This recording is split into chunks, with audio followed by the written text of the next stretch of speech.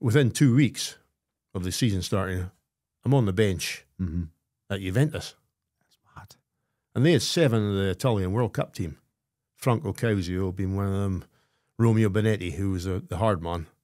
But they've 7 of the Italian World Cup team who I'd literally watched over in Mallorca on the TV on holiday in the World Cup, just previous to that. So, I mean, it was just, I didn't get on. Aye. But I was on the bench both home and away, and we won.